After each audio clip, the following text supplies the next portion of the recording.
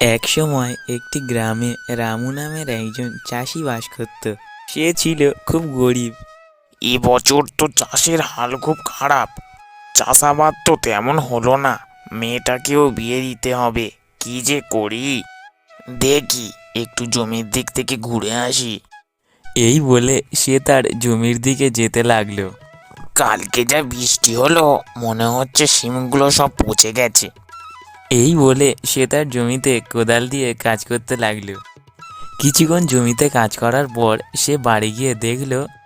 এসো এসো, আমি তো তোমার জন্যই এখানে কখন থেকে বসে আছি।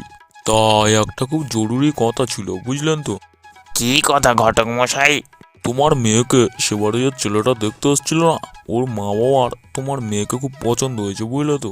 কিন্তু একটা সমস্যা হচ্ছে, ওরা তোমার কাছ থেকে 5 লক্ষ টাকা চাইছে। নাহলে নাকি ওনার ছেলে তোমার মেয়েকে বিয়ে করবে না। 5 লক্ষ টাকা আমি কোথায় পাবো ঘটক মশাই? আমি সামান্য চাষি মানুষ।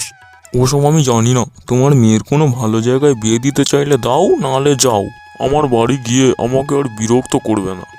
এই বলে ঘটক মশাই রেগে গিয়ে সেখান থেকে চলে গেল। দেখি একটু রমেশের বাড়ির দিকে যাই, ও যদি কিছু সাহায্য করে। এই বলে রামু তার বন্ধুর বাড়ির দিকে যেতে লাগলো। কিন্তু হঠাৎ রামু, রামু। কি ব্যাপার, আমাকে কেউ ডাকলো মনে হলো, কিন্তু এখানে কেউ নেই তো।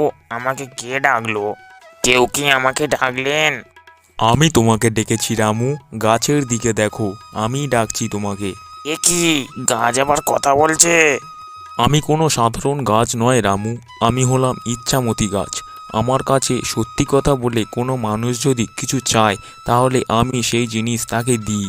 তোমাকে দেখেই অনেক অসহায় মনে হচ্ছে, বলো তোমার কি দরকার?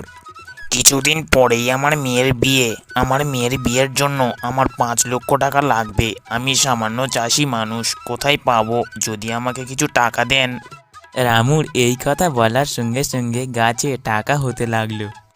দেখো রামু, তুমি সত্যি বলেছ, তাই আমার গায়ে কিরকম টাকা ফলেছে।